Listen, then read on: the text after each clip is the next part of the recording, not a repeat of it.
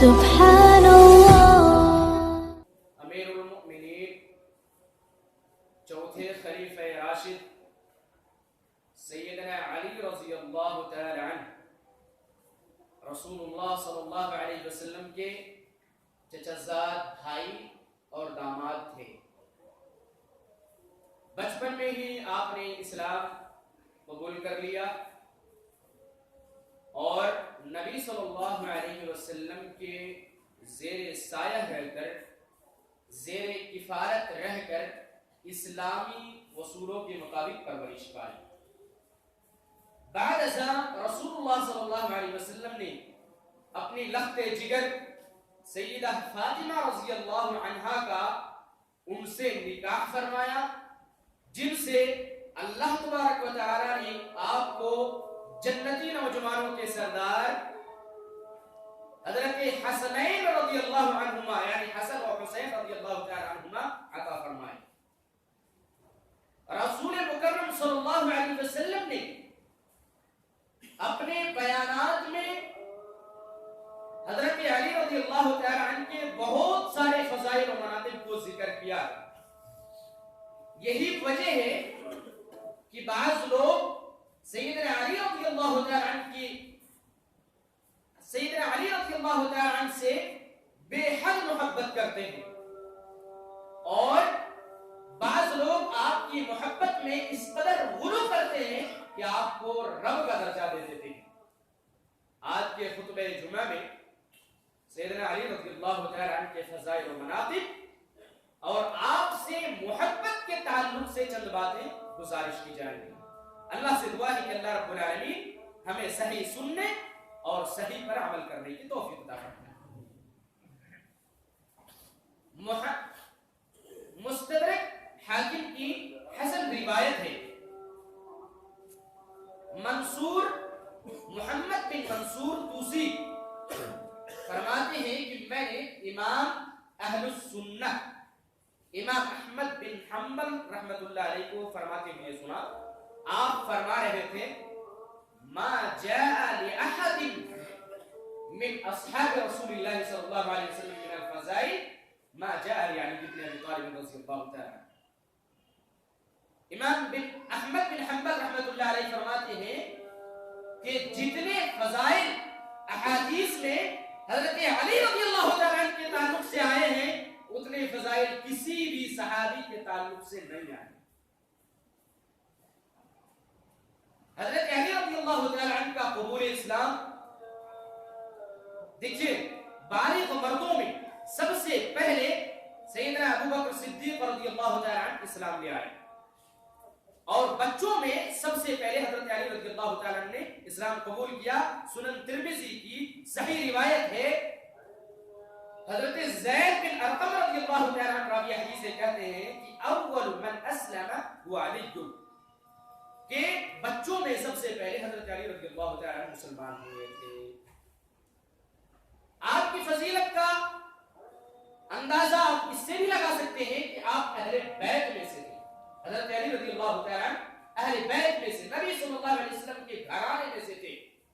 صحیح مسلم کی روایت ہے، حضرت سعد بن ابی وقاص رضی اللہ تعالی عنہ اس روایت کے حدیث راوی ہیں، اس کے راوی ہیں، فرماتے ہیں کہ لما نزلت هذه الآية فقل تعالوا ندعو أبناءنا وأبناءكم ونساءنا ونساءكم وأنفسنا وأنفسكم ثم نبتهل فنجعل لعنة الله على الكاذبين۔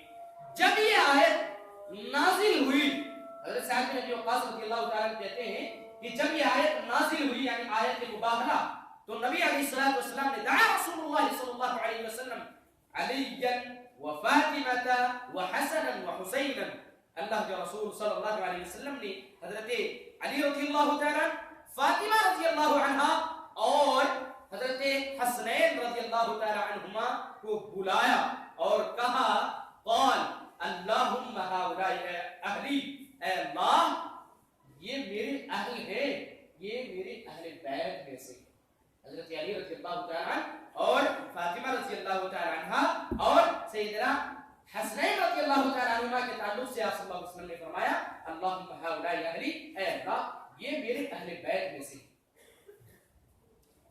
حضرت علی मरातिब में से ये है कि सैयदना अली बिन अबी तालिब रज़ियल्लाहु तआला अन्हु ने दौरे नबवी के चंद मालिकों में जबरदस्त किस्म के कारनामे सर अंजाम दिए। मिसाल के तौर पर ग़ज़वे बद्र को ले लीजिए। इस्लामी तारीख की सबसे पहली जंग काफिरों से, इसकी इब्तिदा में अरब के दस्तूर के मुताबिक पहले इनफिरादी मुकाबले हुए, इनफिरादी तनहा तनहा मुकाबले हुए। यह अरब का पहले दस्तूर था, कोई भी जंग शुरू होता तो पहले एक शख्स मैदान में जाता, दूसरे फौज से कोई एक शख्स आता और उन दोनों में लड़ाई हुई। तो पहले इनफिरादी मुकाबले हुए। सबसे पहले काफिरों की तरफ से आमिर इब्नुल हज़रमी नामी एक शख्स मैदान में निकला और अपने मद्दे मुकाबिल तलब किया, मेरे मद्दे मुकाबिल कोई आए, मुसलमानों में से मद्दे मुकाबिल तलब किया। मुकाबिल में हजरत उमर रज़ियल्लाहु तआला अन्हु की एक गुलाम निकला। मुकाबिल में सबसे पहले हजरत उमर रज़ियल्लाहु तआला अन्हु का एक गुलाम निकला, उसके मुकाबले में उस आमिर इब्नुल हज़रमी के मुकाबले में एक गुलाम निकला हजरत उमर रज़ियल्लाहु तआला अन्हु का, और उसने चश्मे ज़दन में ही उस मगरूर का काम तमाम किया। फलक झपकते ही उसका काम तमाम कर दिया, उसको खत्म कर दिया। उसके बाद काफिरों के 3 सरदार, उतबा बिन रबिया, शैबा बिन रबिया और वलीद बिन उतबा, यानी 2 भाई और एक भतीजा, शैबा का भतीजा यानी उतबा का बेटा, तीनों एक ही खानदान से मैदान में निकले। मैदान में निकलकर मुसलमानों से मद्दे मुकाबिल तलब किया। सबसे पहले 3 अंसारी सहाबी उनके मुकाबले के लिए निकले। 3 अंसारी सहाबी मुसलमानों की जमात से उनके मुकाबले के लिए निकले। उन्होंने ये कहकर उनसे मुकाबला करने से इनकार कर दिया कि ये हमारे हम पल्ला नहीं है। क्या कहकर? उतबा, शैबा और वलीद ने ये कहकर उन 3 अंसारी सहाबी से मुकाबले से इनकार कर दिया कि ये हमारे हम पल्ला नहीं है, और नबी सल्लल्लाहु अलैहि वसल्लम को आवाज देते हुए कहा कि ऐ मोहम्मद सल्लल्लाहु अलैहि वसल्लम, हमारे मुकाबले में कुरैशी भेजो। कुरैशी हम अरब के चरवाहों से मुकाबला नहीं करना चाहते। अंसारी सहाबियों को क्या कहा? चरवाहे। हम अरब के चरवाहों से मुकाबला नहीं करना चाहते। अल्लाह के रसूल सल्लल्लाहु अलैहि वसल्लम ने सैयदना अली रज़ियल्लाहु तआला अन्हु को कहा उठो, सैयदना हम्जा रज़ियल्लाहु तआला अन्हु को कहा निकलो, हजरत उबैदा बिन हारिस रज़ियल्लाहु, 3 सहाबी रसूल मैदान में निकले। सबसे पहले हजरत हम्जा रज़ियल्लाहु तआला अन्हु ने एक लम्हे में, चंद लम्हों में उस शैबा बिन रबिया का काम तमाम कर दिया, उसे जन्नत नसीब कर दिया। हजरत अली रज़ियल्लाहु तआला अन्हु वलीद के मुकाबले में था। वलीद को आपने पलक झपकते ही उनका काम तमाम कर दिया, उनको कत्ल कर दिया। जब 2 कुफार के सरदार मारे गए, कत्ल हुए, तो मुसलमानों की जमात में अल्लाहु अकबर की सदा बुलंद हुई। जोर से मुसलमानों ने अल्लाहु अकबर कहा। उसके बाद हजरत उबैदा बिन हारिस रज़ियल्लाहु तआला चूंकि थोड़े ज़ईफ थे, आप उम्र दराज थे, उतबा के साथ उनका जबरदस्त मुकाबला हुआ। दोनों जख्मी होकर गिर पड़े। हजरत अली रज़ियल्लाहु तआला फौरन उसकी तरफ बढ़े और उतबा का काम तमाम करके हजरत उबैदा बिन हारिस रज़ियल्लाहु तआला को उठा करके इस्लामी फौज के अंदर ले आए। तो ये हजरत अली रज़ियल्लाहु तआला ने जबरदस्त ग़ज़वे बद्र जैसे मारिके में जबरदस्त कारनामे अंजाम दिए। सिर्फ यही नहीं, ग़ज़वे खैबर को ले लीजिए। नबी करीम सल्लल्लाहु अलैहि वसल्लम जंग खैबर के, देखिए अल्लाह रब्बुल आलमीन को इन तीनों सहाबा इकराम का, हजरत हमजा, हजरत अली और हजरत उबैदा बिन हारिस रज़ियल्लाहु तआला, इनका काफिरों से यूं दिलाना मुकाबला करना, जुर्रत और बहादुरी के साथ मुकाबला करना इतना पसंद आया कि रब्बुल आलमीन ने कुरान के अंदर आयत नाज़िल की, हादानी खस्मान इख्तसमू फी रब्बिहिम, ये 2 जमात जिन्होंने अपने रब के लिए लड़ाई झगड़ा किया। एक जमात कौन सी? एक गिरोह मुसलमानों का, यानी हजरत हमजा, हजरत अली और हजरत उबैदा बिन हारिस रज़ियल्लाहु तआला, जो अपने रब की तौहीद को मानने वाले थे, और दूसरा गिरोह काफिरों का, जो अपने रब की तौहीद का इनकार करने वाले थे। अल्लाह रब्बुल आलमीन ने इसके ताल्लुक से आयत नाज़िल की। हजरत अली रज़ियल्लाहु तआला ने ग़ज़वे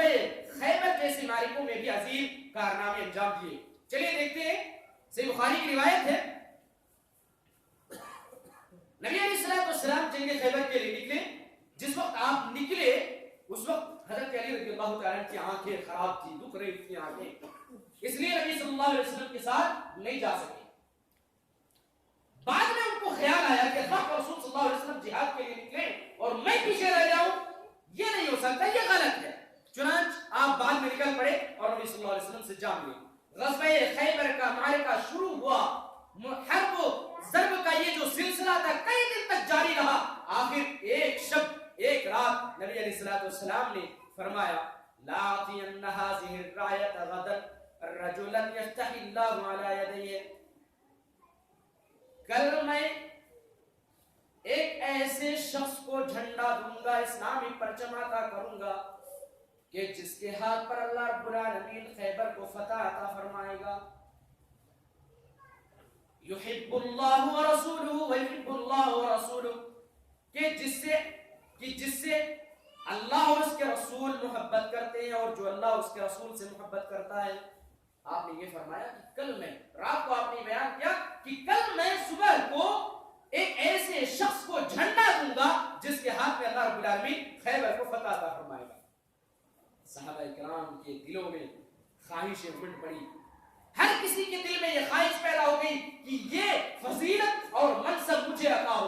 रात कश्मकश में बीती, सुबह को नबी अलैहिस्सलाम सहाबा इकराम के पास आए और कहा कि हजरत अली कहाँ है? सहाबा इकराम ने कहा, अल्लाह के रसूल, उनकी आंखें खराब हैं और दुख रही है, इसलिए वो खेमे में। नबी अलैहिस्सलाम ने हजरत सलमा बिन अकवा रज़ियल्लाहु तआला अन्हु को भेजा कि उन्हें बुला लाएं। आप गए और उनको बुला लाए। नबी अलैहिस्सलाम ने सबसे पहले अपने हाथ से, अपनी उंगलियों से अपना लुआब निकाल करके उनकी आंखों में लगाया। अपना थूक, अपना लुआब निकाल करके अल्लाह के रसूल सल्लल्लाहु अलैहि वसल्लम ने हजरत अली रज़ियल्लाहु तआला अन्हु के आंखों में लगाया और सेहत की दुआ दी कि अल्लाह रब्बुल आलमीन तुम्हें सेहत व आफियत दे।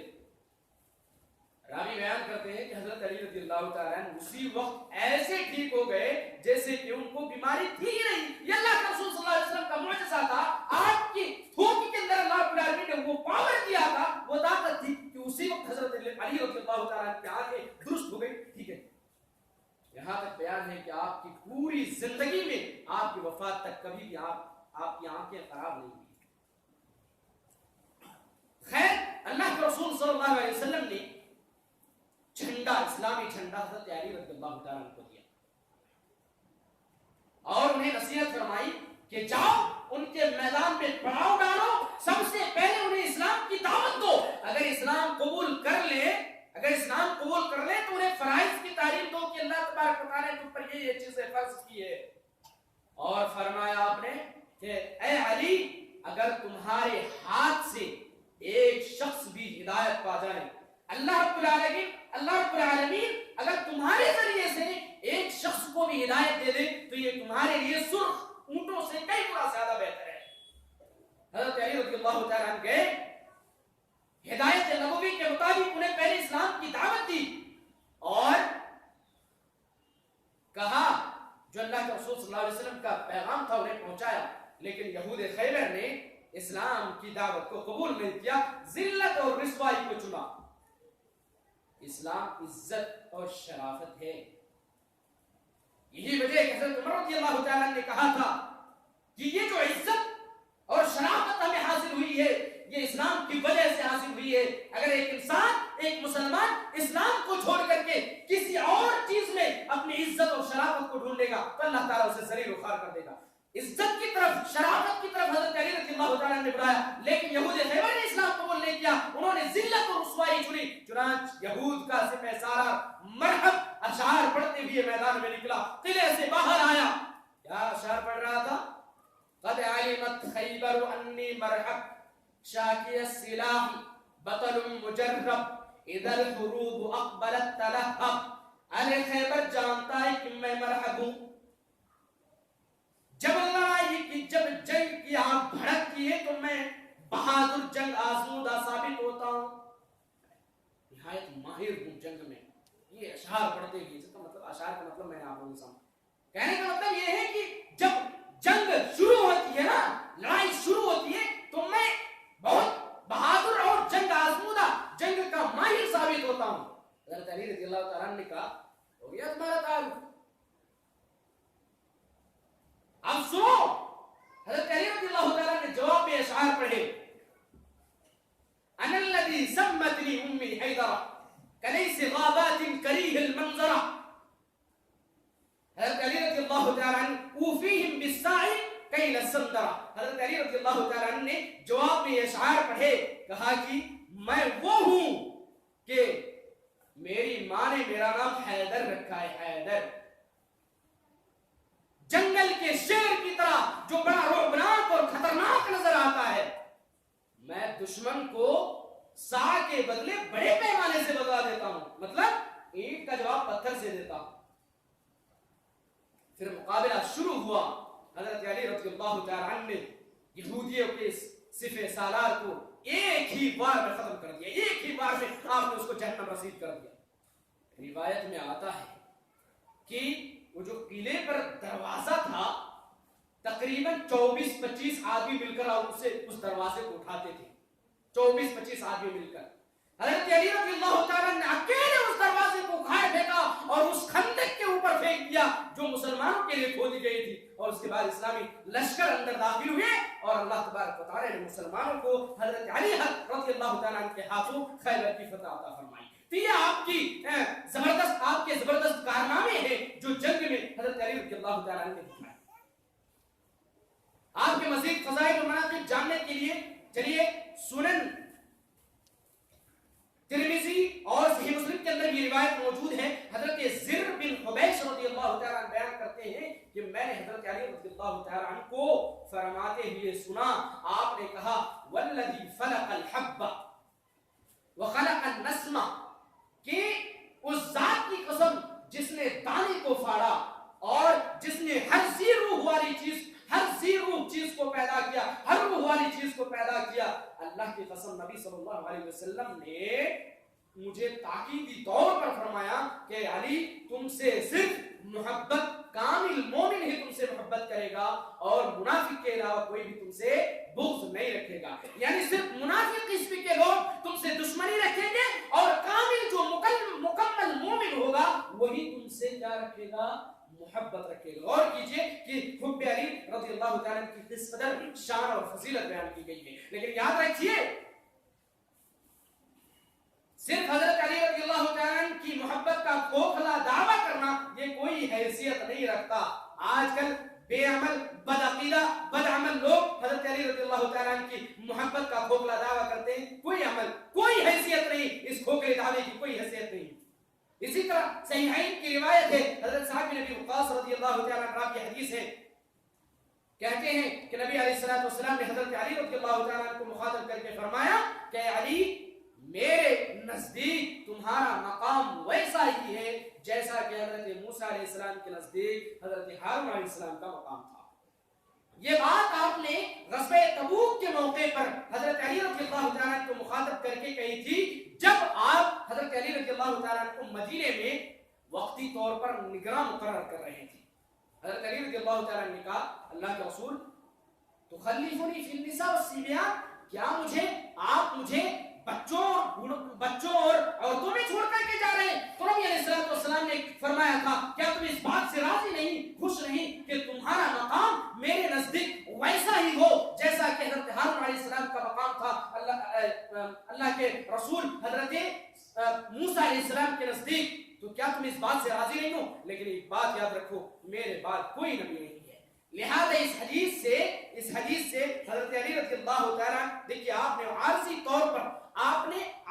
طور پر ان کو مدینے میں نگراں مقرر کیا تھا. عارضی طور پر مدینے میں آپ نے حضرت علی رضی اللہ تعالیٰ کو نگراں مقرر کیا تھا، ویسے ہی جیسا کہ حضرت موسیٰ علیہ السلام نے اپنی زندگی میں جب آپ کوہ طور پر گئے تو حضرت ہارون علیہ السلام کو اپنی قوم میں نگراں مقرر کر کے دیا تھا. لیکن وہ ایک نبی تھے، حضرت علی نبی نہیں ہے. لہذا اس سے حضرت علی رضی اللہ تعالیٰ کی بلا تفصیل بلا فصل خلافت پر استدلال کرنا بالکل غلط، باطل اور جھوٹ ہے. یہ کچھ کچھ لوگ کہتے ہیں نا، یہ غالب قسم کے شیعہ رافضی کہتے ہیں کہ یہ ابو بکر نے اور عمر نے اور عثمان رضی اللہ تعالیٰ عنہ انہوں نے حضرت علی سے خلافت کو چھین لیا، ظلم کیا انہوں نے اہل بیت پر. یہ کہتے ہیں کہ اللہ کے رسول کے بعد خلافت کے حقدار حضرت علی تھے، جبکہ یہ خلافت کے تعلق سے حضرت ابو بکر صدیق، عمر اور عثمان کے تعلق سے بہت ساری احادیث ہیں نبی صلی اللہ علیہ وسلم کے بعد. تو اس سے یہ استدلال کرنا بالکل غلط ہے، باطل ہے. حضرت صحیح مسلم کی روایت ہے، حضرت ابو ہریرہ رضی اللہ تعالیٰ عنہ راوی حدیث ہے کہ اللہ کے رسول صلی اللہ علیہ وسلم ایک دن حرا پہاڑ پر چڑھے. حرا پہاڑ پر چڑھے، آپ کے ہمراہ سیدنا ابو بکر صدیق رضی اللہ تعالیٰ عنہ، عمر رضی اللہ تعالیٰ عنہ، علی رضی اللہ تعالیٰ عنہ، طلحہ رضی اللہ تعالیٰ عنہ، زبیر، 5 صحابی رسول تھے. پہاڑ ہلنے لگا، آپ نے فرمایا پہاڑ رک جا، ٹھہر جا، اس لیے کہ تجھ پر ایک پیغمبر ہے اور ایک صدیق ہے اور شہید کے علاوہ کوئی نہیں ہے. 5 صحابہ کرام شہید، 5 صحابی شہید صحابی تمہارے اوپر سوار ہے، اس لیے پہاڑ حرکت نہ کر. پچھلی بار سیدنا عثمان بن عفان رضی اللہ تعالیٰ کے فضائل و مناقب کے موضوع پر جو میں نے ایک حدیث بیان کی تھی، دیکھیے دونوں حدیث الگ الگ ہیں، دونوں حدیث الگ الگ ہیں.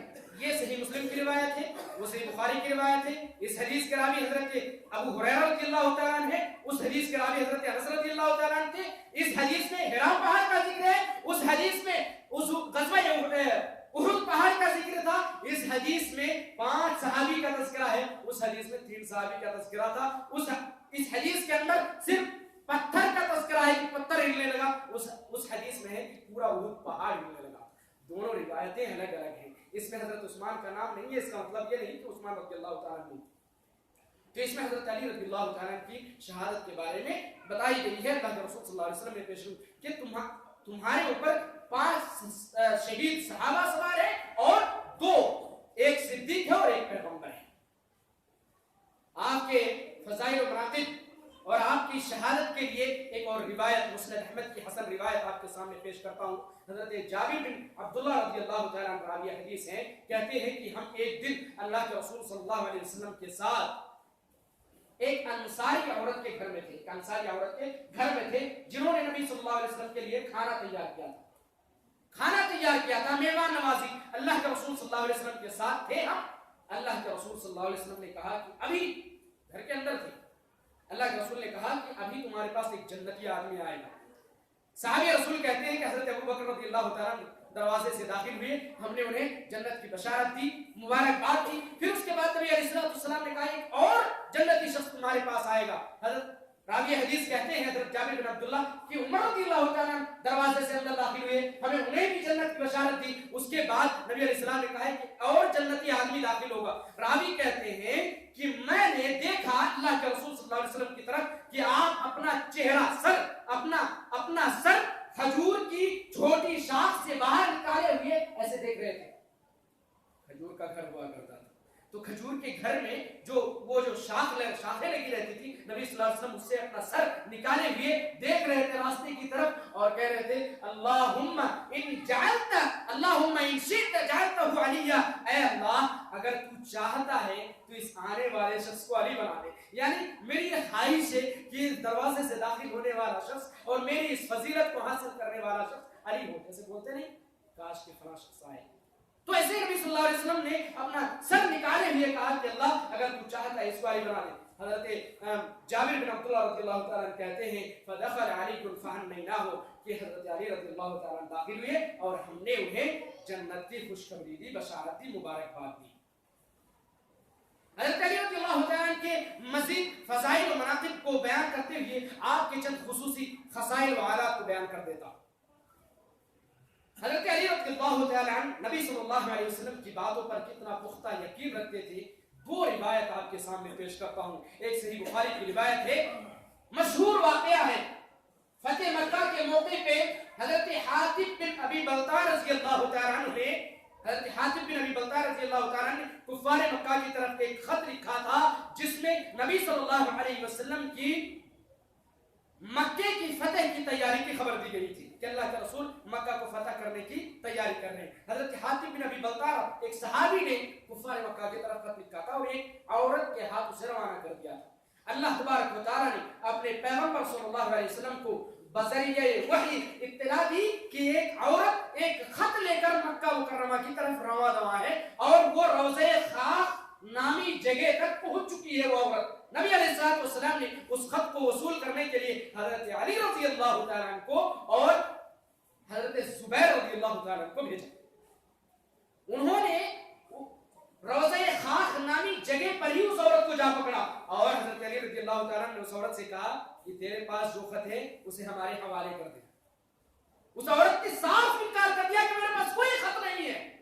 حضرت علی رضی اللہ تعالیٰ عنہ کو نبی صلی اللہ علیہ وسلم کی بات پر اتنا پختہ یقین تھا کہ آپ نے ذرا سی بھی لچک نہیں دکھلائی، کہا کہ تو خط نکالے گی یا میں تجھے ننگا کر کے تیری تلاشی دوں۔ جب ایسی بات کہی تو انہوں نے خط فوراً اپنے خط کو یہ بال کے جوڑے سے نکال کر کے دے دیا۔ حضرت علی رضی اللہ تعالیٰ عنہ اس خط کو لے کر کے نبی علیہ السلام کے پاس حاضر ہوئے۔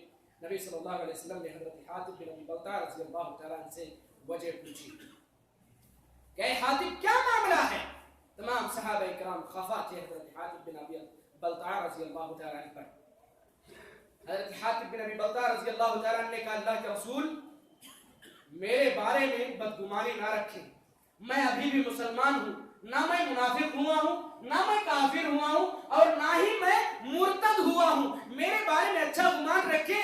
میں نے اس خط کو اس کی طرف اس لیے لکھا تھا کہ اللہ کے رسول یہاں پہ مدینے کے اندر جتنے بھی مہاجرین صحابہ موجود ہیں سب کے رشتہ دار مکہ کے اندر موجود ہیں، لیکن اللہ کے رسول میں اصلاً یمن کا شخص ہوں، میرے آپ یمن کے رہنے والے تھے۔ حضرت حاتب بن ابی بلتع رضی اللہ تعالیٰ اصلاً یمنی شخص تھے، یمن کے رہنے والے تھے، آپ مکہ کے اندر آ کر بیس گئے تھے۔ تو حضرت حاتب بن ابی بلتع رضی اللہ تعالیٰ نے کہا اللہ کے رسول میں نے کفار مکہ پر ایک احسان کرنا چاہا کہ اگر جنگ اللہ کے رسول مجھے یقین ہے کہ آپ مکہ فتح کریں کہ میں اس پر ایمان رکھتا ہوں، گواہی بھی دیتا ہوں، اور میں نے اپنے خط کے اندر انہوں نے اس بات کو بھی لکھا تھا کہ یہ محمد کی فوج سمندر میں امڑتے ہوئے سیلاب کے مانند ہے، تم بچ نہیں سکتے، تم فوج کی بات چھوڑو، اگر صرف محمد صلی اللہ علیہ وسلم اکیلے تمہارے طرف نکل جائیں تب بھی اللہ تعالیٰ انہیں فتح حاصل فرمائے گا۔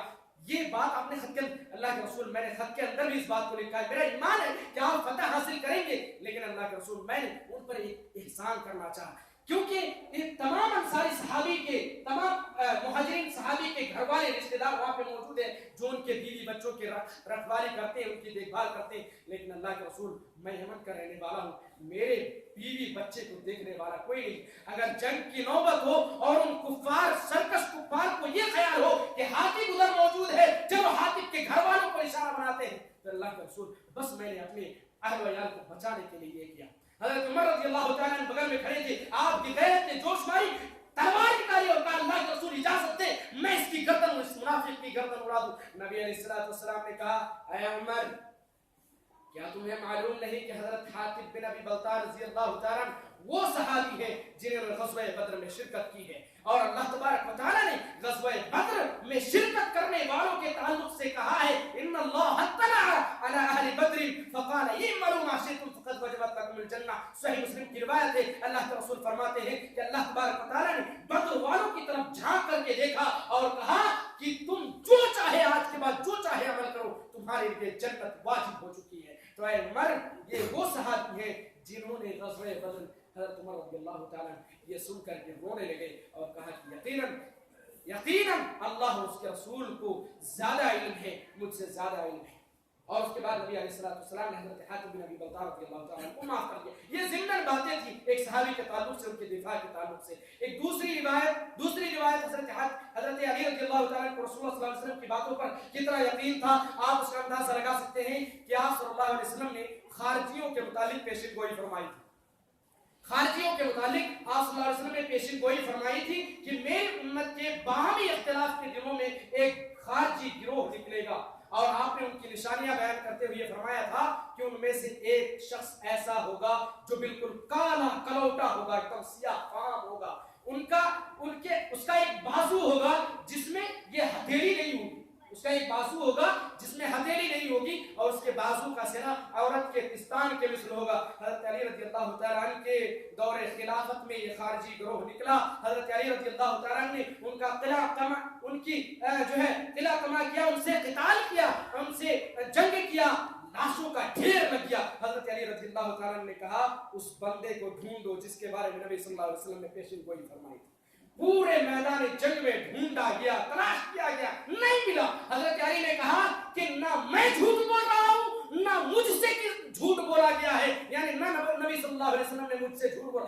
دوبارہ تلاش کرو. دوبارہ مجاہدین نے دوبارہ سے جنگ کے میدان کو تلاش کیا, نہیں ملا. ایک حضرت علی رضی اللہ تعالیٰ تیسری مرتبہ خود اٹھے اور ایک جگہ لاشوں کا ڈھیر لگا ہوا تھا, بڑا سا ڈھیر تھا. حضرت علی رضی اللہ تعالیٰ وہاں کھڑے ہوئے اور کہا کہ یہاں سے لاشیں اٹھاؤ. لاشیں اٹھائی گئی, اندر سے وہ شخص نکلا, لاشوں کے نیچے سے وہ شخص نکلا جس کے بارے میں نبی علیہ السلام نے پیشن گوئی فرمائی تھی کہ بالکل کالا کلوٹا ہوگا, اس کا بازو ہوگا جس میں کڑائی نہیں ہوگی اور بازو کا سرا عورت کے پستان کے مثل ہوگا. جب حضرت علی رضی اللہ تعالیٰ نے دیکھا پوری نشانیاں جو اللہ کے رسول صلی اللہ علیہ وسلم نے نشانیاں وہ پوری کی پوری موجود ہیں. آپ نے فرق مسرت میں زور سے اللہ اکبر کہا اور کہا کہ صدق اللہ و رسول, کہ اللہ تبارک و تعالیٰ نے سچ کہا اور اس کے رسول نے ہم تک سچ پہنچایا. ایک دفعہ ایک شخص نے حضرت علی رضی اللہ تعالیٰ سے ایک دفعہ ایک شخص نے کہا کہ آپ مجھے وہ بات بتلائیں جسے صرف اللہ کے رسول نے آپ سے بتلائی ہو, آپ کے ساتھ آپ کے علاوہ کسی اور صحابی کو نہ بتلائی ہو. حضرت علی رضی اللہ تعالیٰ نے یہ سن کر کے بہت زیادہ برہم ہوئے, غصہ ہوئے اور کہا کیا تم محمد کے اصحاب کو, محمد صلی اللہ علیہ وسلم کو خائن سمجھتے ہو؟ اللہ کے رسول صلی اللہ علیہ وسلم نے مجھ سے کوئی ایسی خفیہ بات نہیں بتائی جو کسی دوسرے صحابہ کرام سے چھپائی رکھی ہو. آپ حضرت علی رضی اللہ تعالیٰ رسول اللہ صلی اللہ علیہ وسلم کا بے حد ادب و احترام کیا کرتے تھے. آپ اس کا اندازہ لگا سکتے ہیں کہ جب صلح حدیبیہ کا معاہدہ تیار ہو رہا تھا, صلح حدیبیہ کا معاہدہ تیار ہو رہا تھا, تو معاہدے میں لکھنے کا کام حضرت علی رضی اللہ تعالیٰ کر رہے تھے. تو لکھنے کا کام آپ نے لکھا, یہ معاہدہ جناب محمد الرسول اللہ صلی اللہ علیہ وسلم کا کفار یا سرداران قریش, آپ نے یہ لکھا. کفار قریش نے اعتراض کیا محمد الرسول اللہ لکھنے پر, کہا کہ اگر ہم محمد کو رسول مانتے نا تو یہ صلح کی نوبت ہی نہیں آتی, ہم محمد الرسول اللہ کو ایکسپٹ نہیں کرتے. محمد بن عبداللہ, نبی نے کہا کہ علی محمد رسول اللہ کو مٹا کر کے محمد بن عبداللہ لکھو. حضرت علی رضی اللہ تعالیٰ نے برجستہ نبی کریم صلی اللہ علیہ وسلم سے کہا اللہ کے رسول میرے اندر لفظ رسول اللہ صلی اللہ علیہ وسلم کو مٹانے کی طاقت نہیں ہے, ہمت نہیں ہے. آپ کے حکم کے باوجود بھی حضرت علی رضی اللہ تعالیٰ نے نہیں, مجھ سے یہ انرتھ نہیں ہو سکتا, کہنے کا مطلب یہ مجھ سے یہ انرتھ نہیں ہو سکتا. خود نبی علیہ السلام نے اپنے ہاتھ سے محمد رسول اللہ کو مٹایا اور اس کی جگہ محمد بن عبداللہ لکھوایا. حضرت علی رضی اللہ تعالیٰ کو رسول اللہ صلی اللہ علیہ وسلم سے کتنی محبت تھی آپ اس کا اندازہ اس بات سے لگا سکتے ہیں کہ آپ صلی اللہ علیہ وسلم نے حضرت علی رضی اللہ تعالیٰ کو ابو تراب کا لقب دیا تھا. جب بھی کوئی شخص حضرت علی رضی اللہ تعالیٰ کو ابو تراب کے لقب سے پکارتے تو آپ بہت خوش ہو جاتے. حضرت علی رضی اللہ تعالیٰ نے اپنے دور خلافت میں ایک دن ابو الحیاج اسدی سے فرمایا تھا کہ کیا میں تمہیں اس کام پر, اس بات پر معمور نہ کروں جس کام پر رسول اللہ صلی اللہ علیہ وسلم نے مجھے معمور کیا تھا. آپ نے کہا کہ جہاں کہیں بھی کوئی تصویر, کوئی مجسمے دیکھو اسے مٹا دو, اور جہاں کہیں بھی اونچی قبر دیکھو اسے زمین بوس کر دو, زمین کے برابر کر دو. آپ نے دو کام پر مجھے معمور کیا تھا اور میں تمہیں آج اس دو کام پر معمور کر رہا ہوں, کیونکہ یہی دونوں شرک کے چور دروازے ہیں, اس لیے میں تمہیں اس کام پر معمور کر رہا ہوں. دیکھیں حضرت علی رضی اللہ تعالیٰ سے محبت کے تعلق سے اہل حدیث کا مذہب کیا ہے یا اہل سنت کا مذہب کیا ہے, اس بات کو میں واضح کر دیتا ہوں, کیونکہ آپ کی محبت کے تعلق سے بہت سارے افراد و تفرید پائے جاتے ہیں. سیدنا علی رضی اللہ تعالیٰ کا ایک قول ہے کہ لا يحبني قوم حتى يدخل النار في حبي ولا يبغضني قوم حتى يدخل النار في بغضي. یہ فضائل الصحابہ امام احمد بن حنبل رحمۃ اللہ علیہ کی کتاب ہے, اس کی روایت ہے, حسن روایت ہے.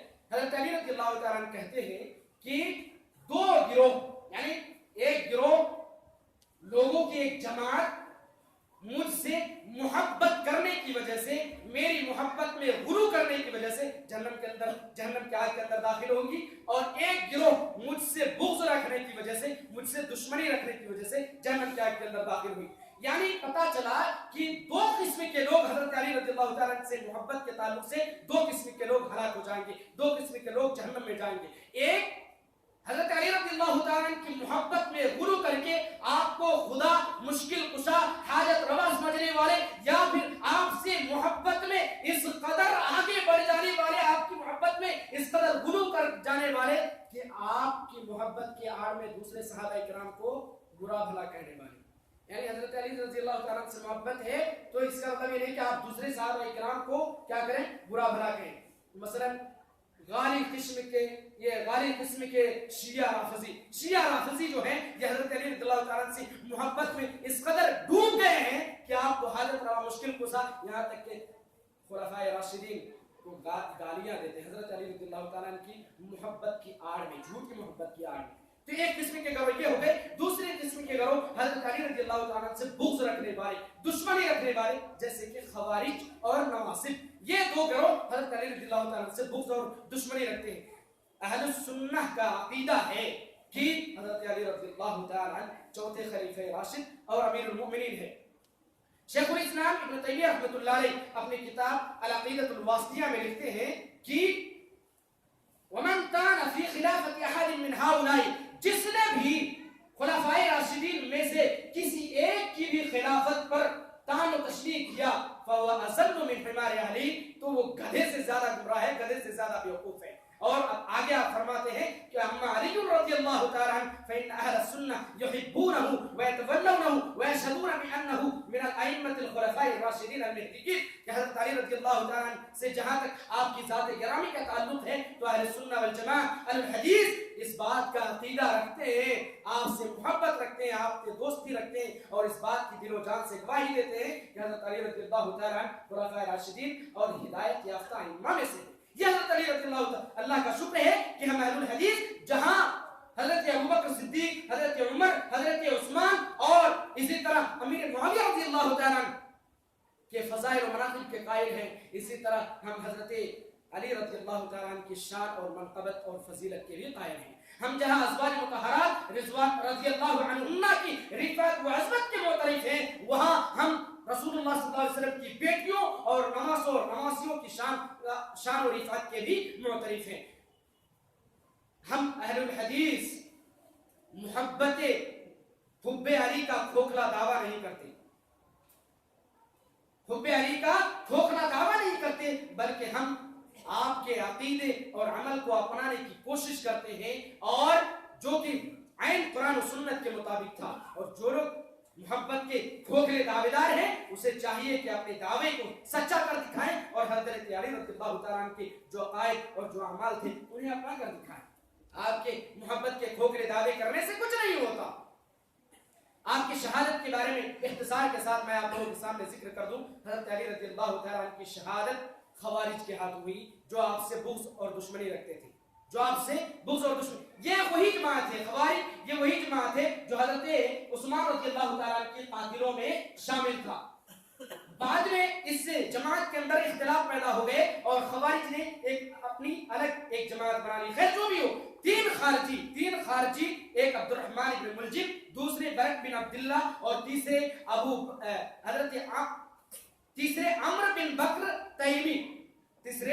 بکر تیمی، تین خارجی اکٹھے ہوئے اور انہوں نے منصوبہ بنایا کہ تین جلیل القدر صحابی کو ایک ہی رات میں ہم قتل کریں گے۔ تینوں نے الگ الگ منصوبہ بنایا کہ انہوں نے منصوبہ بنایا کہ عبد الرحمن ابن ملجم یہ حضرت علی کو شہید کرے گا، قتل کرے گا، اور برق بن عبداللہ یہ امیر معاویہ جو شام کے اندر تھے ان کو قتل کرے گا، اور عمرو بن بکر تیمی یہ حضرت عمرو بن عاص رضی اللہ تعالیٰ جو کہ مصر کے گورنر تھے ان کو قتل کرے۔ تینوں نے منصوبہ بنایا اور تینوں نے اپنی جان کو اللہ کے ہاتھ میں فروخت کیا، اور مطلب خودکش حملے کے لیے تیاری کیا اور اپنی تلواروں کو زہر کے اندر بجھا لی۔ خیر عبد الرحمن ابن ملجم یہ خارجی کوفہ میں آ کر اپنا ڈیرا ڈالا جہاں پہ حضرت علی رضی اللہ تعالیٰ عنہ تھے، کوفہ میں آ کے، اور اس نے نہایت سادہ منصوبہ بنایا، سادہ منصوبہ اس طرح کہ آپ جس راستے سے نماز کے لیے آیا کرتے تھے حضرت علی رضی اللہ تعالیٰ اس راستے میں تاریکی میں چھپ کر بیٹھ گیا. حضرت علی رضی اللہ تعالیٰ نماز فجر کے لیے آ رہے تھے. آپ کے پیچھے حضرت حسن رضی اللہ تعالیٰ بھی تھے. آپ آ رہے تھے, وہ خارجی نکلا, عبد الرحمن ابن ملجم وہ خارجی نکلا اور اس نے اپنے زہر آلود تلوار کو آپ کے سر پر مارا. ایک ہی وار کیا جو کہ آپ کے بیچ سر میں لگا, سر کے بیچ تک پہنچ گیا, جس سے آپ بری طرح سے زخمی ہو گئے. حضرت حسن رضی اللہ تعالیٰ نے اپنے باپ کو سنبھالا اور اس خارجی کو پکڑا. بعد میں ان کا جو حسن و نصر وہ الگ بات ہے, اس کے بعد آپ کو اٹھا کر کے. اسی طرح یہ جو برق بن عبداللہ جو کہ حضرت امیر معاویہ رضی اللہ تعالیٰ کو قتل کرنے کے لیے گیا تھا, یہ بھی حضرت امیر معاویہ کو زخمی کرنے میں کچھ حد تک کامیاب ہو گیا, لیکن امیر معاویہ رضی اللہ تعالیٰ چونکہ طاقتور تھے, آپ نے ان کو دبوچ لیا اور وہ بھی پکڑا گیا. اور اسی طرح حضرت عمر بن عاص رضی اللہ تعالیٰ کو جو قتل کرنے کے لیے جو خارجی گیا تھا, جن کا نام عمر بن بکر تیمی تھا, اس نے کیا کیا, حضرت عمر بن عاص سمجھ کر کے ایک صحابی, حضرت عمر بن عاص رضی اللہ تعالیٰ اس دن بیمار تھے. آپ فجر کی نماز کے لیے ایک صحابی کو مقرر کیا جن کا نام تھا حارث بن حذافہ. آپ نے اس خارجہ بن حذافہ, آپ نے اس صحابی کو مقرر کیا کہ جاؤ آج تم نماز فجر پڑھاؤ. حضرت عمر بن عاص رضی اللہ تعالیٰ نے کہا میں آج بیمار ہوں, آج جاؤ تم نماز فجر پڑھاؤ. اس خارجی نے یعنی عمر بن بکر تیمی نے یہ سمجھا کہ یہی حضرت عمر بن عاص رضی اللہ تعالیٰ نے, چنانچہ انہوں نے حضرت خارجہ بن حذافہ رضی اللہ تعالیٰ کو شہید کر دیا. بعد میں وہ پکڑا گیا, تینوں پکڑے گئے, تینوں کا حشر و نشر ہوا, جو بھی ہوا وہ الگ بات ہے. تو اس طرح سے حضرت علی رضی اللہ تعالیٰ سن 40 ہجری میں 24 رمضان کو جمعہ کی صبح کو حضرت علی رضی اللہ تعالیٰ عبد الرحمن ابن ملجم کے ہاتھ شہید ہوئے. حضرت حسن بن علی رضی اللہ تعالیٰ نے آپ کی نماز جنازہ پڑھائی. یہ آپ کے مختصر تعارف اور آپ کے مختصر فضائل و مناقب آپ کے سامنے بیان کیے گئے. اللہ سے دعا ہے کہ اللہ رب العالمین ہم سب کو حضرت علی رضی اللہ تعالیٰ